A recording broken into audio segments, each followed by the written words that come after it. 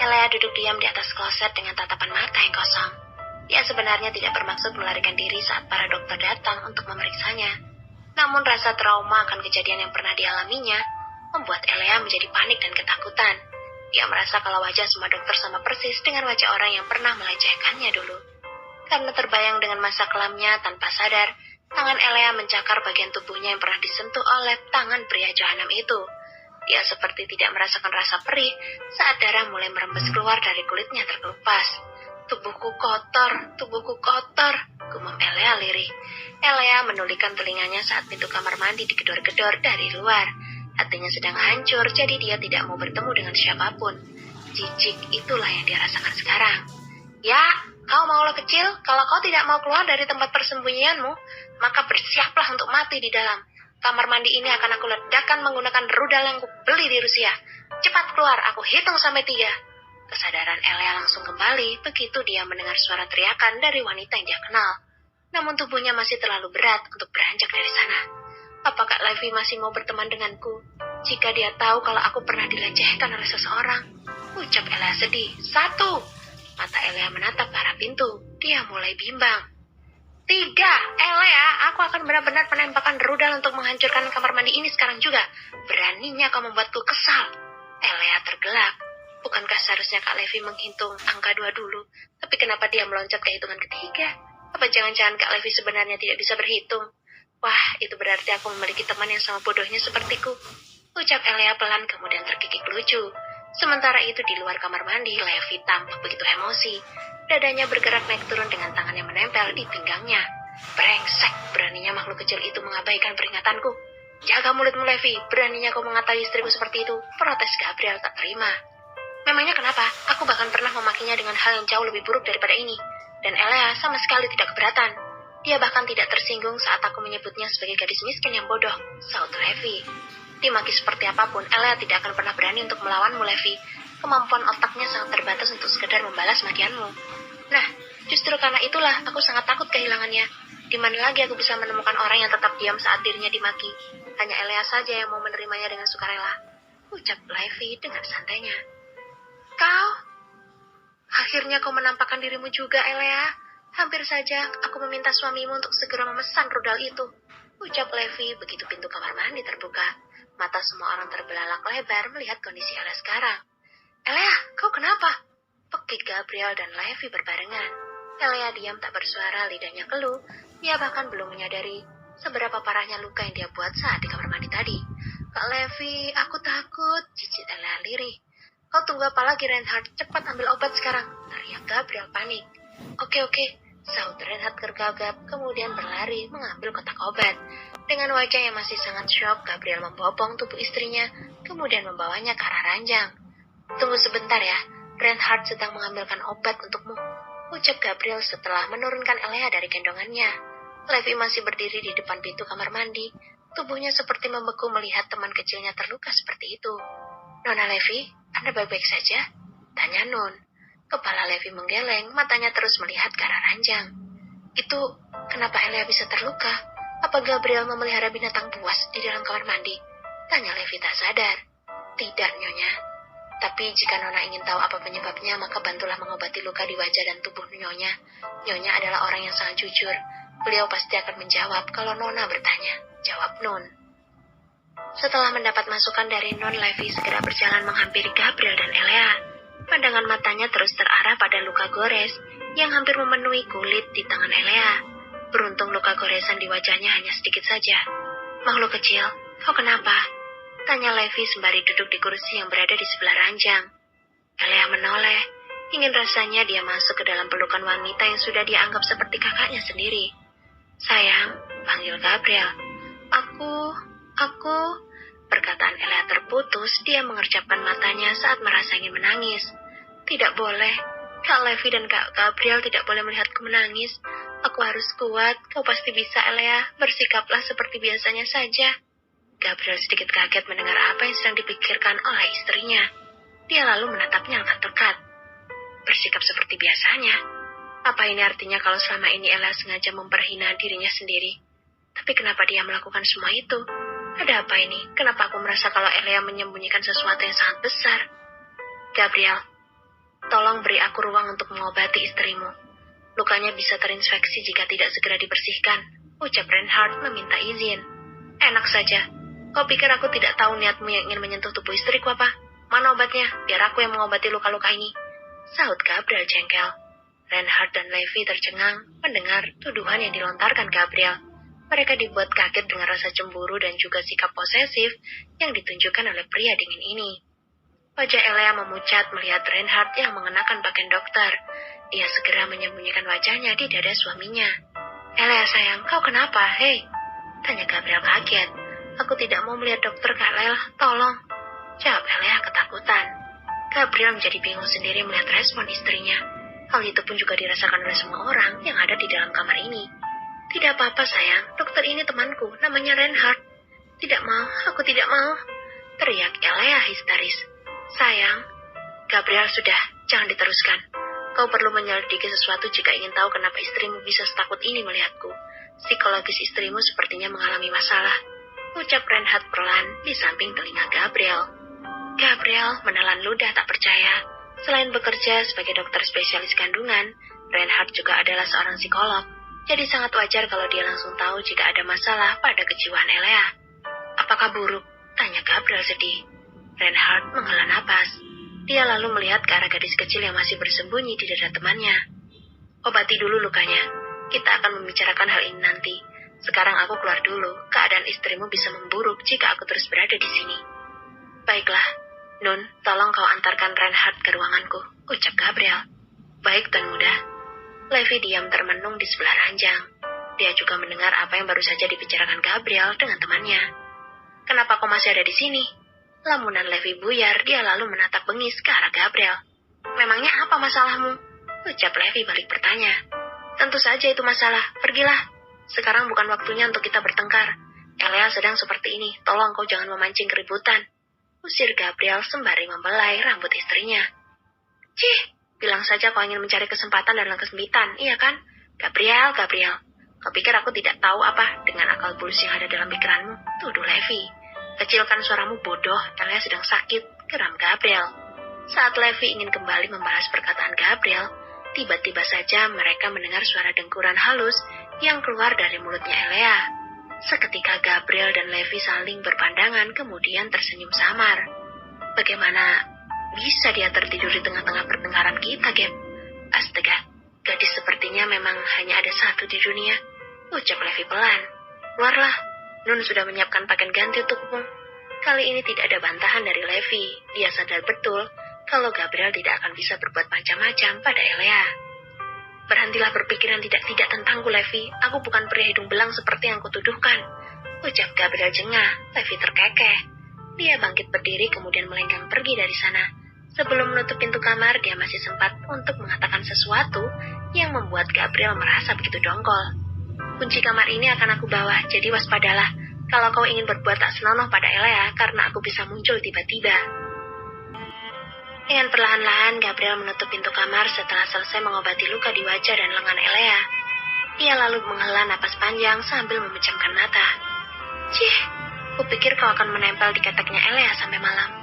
Hampir saja Gabriel mengumpat kaget saat Levi tiba-tiba bicara begitu dekat di samping telinganya. Sialan, menjauh dariku, bentak Gabriel jengkel. Is, begitu aja marah. Ejek Levi kemudian menyender di dinding. Gabriel melengos pergi. Dia membiarkan saja saat Levi mengekorinya ke belakang. Ares yang malas berurusan dengan Levi pun acuh saat gadis itu ingin menjahili tuan mudanya. Kau seharusnya tidak memancing kekesalan tuan muda, Levi. Tolong berhentilah berbuat ulah, aku tidak mau kalau sampai terkena imbasnya. Levi mengaduh sambil memegang hidungnya yang menabrak punggung Gabriel saat dia mendadak berhenti melangkah. Dengan marah, Levi memprotes tindakannya itu. Kau ini sebenarnya punya masalah apa denganku, ha? Lihat, tulang hidungku jadi bengkok kan? Gabriel berbalik kemudian menyeringai. Dia memang sengaja melakukan hal itu untuk memberikan pelajaran pada Levi. Cukup dengan mendengar apa yang dipikirkan orang Ares, Gabriel langsung tahu kalau gadis barbar ini ingin berbuat sesuatu yang buruk kepadanya. Bagus kalau cuma bengkok. Belum aku menyuruh Ares untuk membelah hidungmu menjadi 3, saut Gabriel dengan entengnya. Ares menghela napas. Baru saja dia membatin dan sekarang sudah menjadi korban karena keusilan Levi. Coba saja kalau berani, akan akan kuhancurkan masa depanmu sampai tidak bisa berdiri lagi. Ancam Levi sengit. Sadar kalau perdebatannya dengan Levi tidak akan berakhir baik, Gabriel memutuskan untuk kembali melangkah menuju ruang kerjanya, di mana Reinhard sedang menunggu. Dia harus segera tahu apa yang sebenarnya diderita oleh istrinya. "Mau apa kau?" tanya Gabriel saat Levi mengikutinya masuk ke dalam. "Apalagi memangnya, aku juga ingin tahu apa yang terjadi pada Elea, bodoh," jawab Levi garang. Menyusahkan. Bawa pergi wanita ini, jika perlu rantai kakinya di halaman belakang." "Baik, Tuan Muda." Terdengar helaan nafas kasar dari hidung Gabriel saat Levi dengan tidak tahu malu duduk memeluk kakinya, yang mana perbuatannya itu membuat Ares terlihat kesal. "Tuan Muda, perlukah saya menyuntikkan obat bius pada wanita ini?" tanya Ares penuh nada ancaman. Mata Levi terbelalak lebar mengetahui bahaya besar yang sedang mengancamnya. "Aku tidak boleh menyerah. Biar bagaimanapun aku harus tahu apa yang akan dikatakan oleh dokter itu tentang penyakit Elea. Tidak perlu, seret dan ikat dia di kursi itu," jawab Gabriel sambil menggerakkan dagu ke arah kursi yang tak jauh dari Reinhard duduk. "Gabriel, jangan kasar seperti itu pada wanita. Biar saja kalau Nona ini ingin ikut mendengar apa yang akan kukatakan. Sepertinya dia juga sangat peduli pada istrimu," sela Reinhard sambil melirik ke arah wanita yang masih betah memeluk kaki temannya. Gabriel tersenyum samar. Dia tadi tidak sungguh-sungguh menyuruh Ares untuk mengikat Levi. Gabriel juga tahu kalau Levi bersikap seperti ini karena khawatir pada istrinya. Dia hanya ingin membalas kebarbarannya saja. "Benar apa kata dokter itu, Gabriel? Kau mana boleh kasar pada wanita sepertiku? Atau apa-apa, ingin membawa Elea lari dari rumah ini? Mimpi," ngomel Gabriel kesal. Levi terkekeh. Dia bangkit berdiri, kemudian menepuk pelan bagian bokongnya. "Yah, celanaku kotor. Tolong belikan yang baru ya." Gabriel menghela napas. "Dikasih hati, kau malah minta jantung. Berani sekali kau menyuruhku." "Sudah, tinggal belikan saja, apa susahnya sih? Lagi pula kau tidak akan jatuh miskin kan kalau hanya membelikan satu potong celana untukku?" "Pelit sekali," gerutu Levi. Malas berdebat, Gabriel segera meminta Ares untuk memesankan celana yang diminta oleh Levi. Dia kemudian berjalan menghampiri Reinhard. "Aku ikut," teriak Levi sambil berlari ke arah kedua orang pria yang baru saja ingin mulai bicara. "Diam atau pergi dari sini," bentak Gabriel emosi. Levi mengangguk patuh, dia kemudian duduk di sebelah Reinhard sambil memasang wajah serius. "Apa diagnosismu tentang kejiwaan Elea?" tanya Gabriel dengan raut wajah khawatir. "Seperti yang aku katakan padamu di dalam tadi. Istrimu mengalami sebuah tekanan yang cukup membekas di kejiwaannya.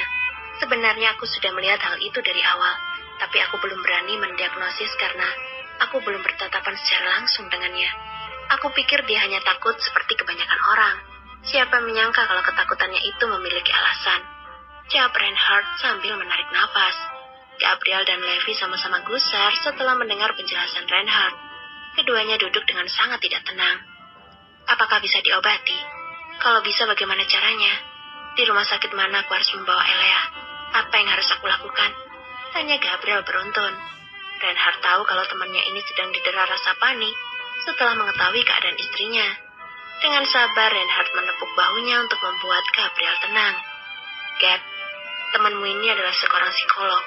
Kalau diizinkan, aku yang akan menangani kejiwaan istrimu. Jangan berpikir yang tidak-tidak. Prioritasku hanyalah sebatas dokter dan pasien, tidak lebih dari itu," ucap Reinhard cepat saat Gabriel ingin melakukan protes. Levi yang sejak tadi hanya duduk diam akhirnya ikut membuka suara. "Dokter, separah apa keadaan Elea sekarang? Jujur saja, meskipun dia bodoh, dia tidak akan bersikap kurang ajar seperti ini sekalipun pada orang yang telah menghinanya. Gelagatnya tadi benar-benar membuatku takut. Bagaimana kalau dia mengambil keputusan yang salah? Bunuh diri mungkin?" "Levi, bicara apa kau?" amuk Gabriel. Reinhard melerai. Dia mencoba meredam kemarahan Gabriel dengan memberinya banyak penjelasan. "Gabriel, tahan dulu emosimu. Yang dikatakan oleh Nona ini tidak salah. Panggil Levi saja biar gampang," sela Levi sambil menyimak dengan seksama. "Kalau begitu, kau panggil aku Reinhard." "Brengsek, aku menyuruhmu kemari bukan untuk mendengar perkenalan kalian yang menggelikan ini, Reinhard. Kau jelaskan sekarang, atau kupindah tugaskan ke tempat paling terpencil di dunia ini." ancam Gabriel menunjuk dada Reinhardt sambil menggertakkan gigi. Jakun Reinhardt bergerak naik turun menelan ludahnya sendiri setelah mendengar ancaman yang dilontarkan oleh Gabriel. Dia tahu kalau saat ini Gabriel tidak sedang bercanda. Reinhardt berdehem. Yang dikatakan Levi ada benarnya, Gab. Orang yang kejiwaannya terganggu tidak akan sadar dengan apa yang mereka lakukan. Contohnya, saat istrimu ketakutan lalu, dia dipaksa untuk tetap berada di sekitar objek yang membuatnya merasa tertekan. Tidak menutup kemungkinan dia akan melukai dirinya sendiri dengan harapan melindungi diri. Dan jika hal ini terjadi di keramaian, istrimu bisa saja lari menabrakkan diri pada kendaraan yang sedang melintas, atau bisa juga dia melompat ke dalam jurang ataupun sungai. Tapi semua itu tergantung dari level penyakit yang alami oleh penderitanya sendiri. Kebanyakan yang seperti itu terjadi pada pasien yang tidak menerima perawatan. Dalam artian, kejiwaannya akut, dibiarkan begitu saja tanpa memberi tindakan yang tepat. Nafas Gabriel dan Levi tercekat. Tanpa sadar, keduanya saling menatap. Gabriel, kau harus menyembuhkan Elea. Tidak gila saja sudah membuatku stres. Bagaimana kalau dia benar-benar gila? Aku bisa mati berdiri, ucap Levi ketakutan. Astaga, wanita ini lucu sekali. Dia masih bisa bercanda dalam keadaan genting, menggemaskan. Gabriel diam mengabaikan pertanyaan Levi dan juga apa yang sedang dipikirkan oleh Reinhardt. Pikirannya sibuk membayangkan seandainya Elea benar-benar melakukan hal seperti yang dikatakan oleh temannya. Lalu apa yang harus aku lakukan? Tanya Gabriel cemas. Untuk saat ini aku belum bisa mengambil tindakan apapun karena pertemuan kami hanya akan memperburuk kondisi mentalnya. Tolong kau lakukan pendekatan dan beri kenyamanan supaya istrimu mau mengatakan apa yang telah terjadi. Baru setelah itu aku akan memilih metode yang tepat untuk menyembuhkannya, jawab Reinhardt. Gabriel mengangguk. Dia pasti akan melakukan semuanya demi kesembuhan Elea, istri kecilnya sedang sakit. Kau tunggu di sini dulu sampai Elea bangun. Minta perawat wanita untuk mengecek kondisi perutnya nanti, ucap Gabriel kemudian beranjak dari duduknya. Levi yang melihat kalau Gabriel sudah ingin pergi segera memanggilnya. Tunggu dulu Gabriel, bolehkah aku turut andil dalam masa pendekatan ini? Aku ingin Elea sembuh secepatnya. Gabriel dia memikirkan perkataan Levi. Setelah menimang-nimang, dia akhirnya menyetujui keinginannya itu. Asalkan itu tidak membahayakan Elea, aku mengizinkanmu. Levi menarik nafas lega. Dia tidak bicara apapun lagi setelah Gabriel dan Ares keluar dari ruangan itu. Mengabaikan keberadaan Reinhardt yang sedang tadi, diam-diam terus mencuri pandang ke arahnya.